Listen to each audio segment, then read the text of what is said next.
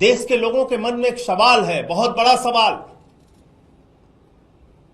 कि जब भारतीय सेना अपने शौर्य और पराक्रम का परिचय दे रही थी, इतनी बहादुरी से पाकिस्तान की सेना का मुकाबला कर रही थी, आतंकवादी अड्डों को नष्ट कर रही थी, पाक ऑक्यूपाइड हम कश्मीर पे हम कब्जा कर सकते थे, हम बलूचिस्तान में जो असंतोष है उसके कारण बलूचिस्तान को उनसे अलग कर सकते थे, उसी तरीके से जिस तरह से 1971 में बांग्लादेश को हमने अलग किया, 2 टुकड़े किए पाकिस्तान के। ऐसे समय में अमेरिका आपके सीज फायर डिक्लेयर कर रहा है। देश के लोगों के मन में सवाल है। बात तो सही है, और मोदी जी सवाल तो हमारे मन में भी है। सवाल वो हर एक हिंदुस्तानी के मन में है कि जब आपके पास इतनी बड़ी बढ़त थी तो ऐसी क्या मजबूरी थी कि सीज फायर कर लिया? ऐसी क्या जरूरत आन पड़ी कि सीज फायर करना पड़ा आपको? आपने अभी तक एक लफ्ज नहीं बोला है, क्या हुआ, कैसे हुआ, क्यों हुआ, सब आर्मी के और डीजीएमओ के ऊपर डाल दिया है। ऐसे नहीं होता है। ये भी बात सत्य है कि हर कोई इंदिरा गांधी नहीं बन सकता, ये भी सत्य है। और हमको, आपको, सबको समझना होगा कि this was not the war, this was the action which is be taken against the terrorist. और ये समझना होगा हर किसी हिंदुस्तानी को।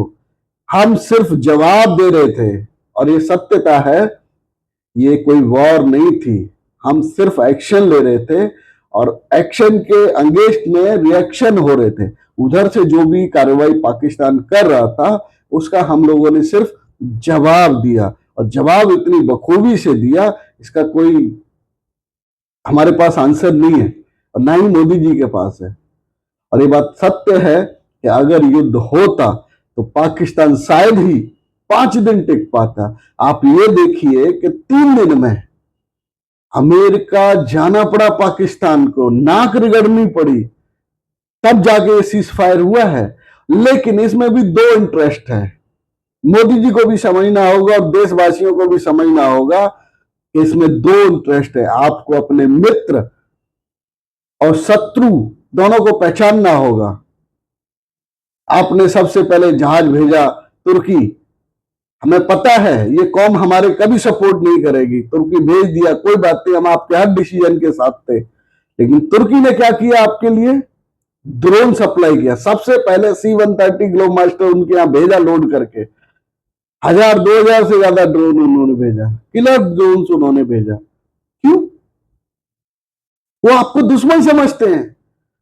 वो जाति जाति चोर चोर मोसेरे भाई ना, जैसा वो कर रहा है अपने आतंकवाद, जो आप खुद मुसलमानों को मार रहा है, वैसा ये भी कर रहा है। लेकिन ये तो आपका पड़ोसी है, इससे तो आप निपट लेंगे, उससे कैसे निपटेंगे?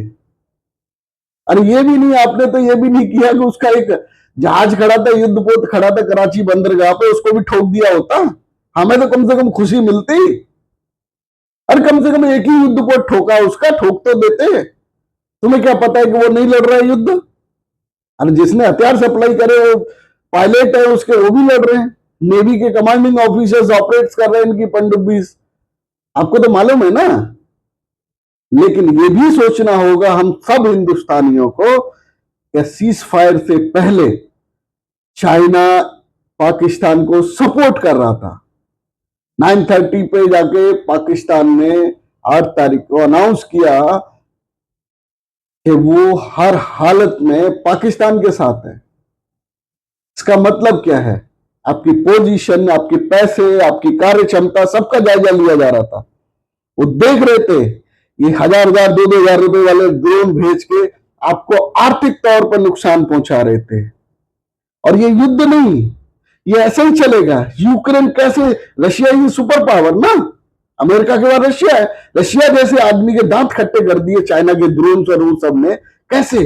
क्योंकि वो चीप कंडीशन में, चीप प्राइस में आइटम्स बनाता है, और कोई भी देश उसको मंगा लेता है। उनका क्या जा रहा है? एक बैरल ही तो लटका के भेजना है, हो गया काम। लेकिन अमेरिका ने क्यों सीज फायर करा है, सबसे बड़ा क्वेश्चन ये है। और ईमानदारी से कहूं तो वास्तविकता यही है कि पाकिस्तान के पास एम्यूनेशन की कमी थी, और एम्यूनेशन जब खत्म होता है तो ऐसे ही होता है। आपने वो तबाही मचाई, इसके आप हकदार हैं और शाबाशी के भी हकदार हैं।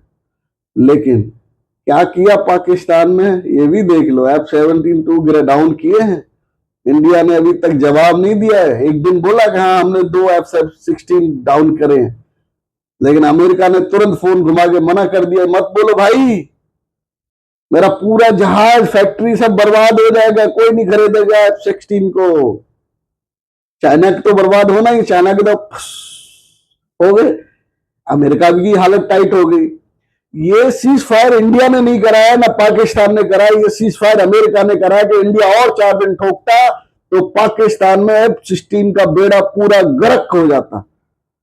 जिस तरह से इंडिया ठोक रहा था, पाकिस्तान अगले 2-3 दिन में सरेंडर कर ही देता।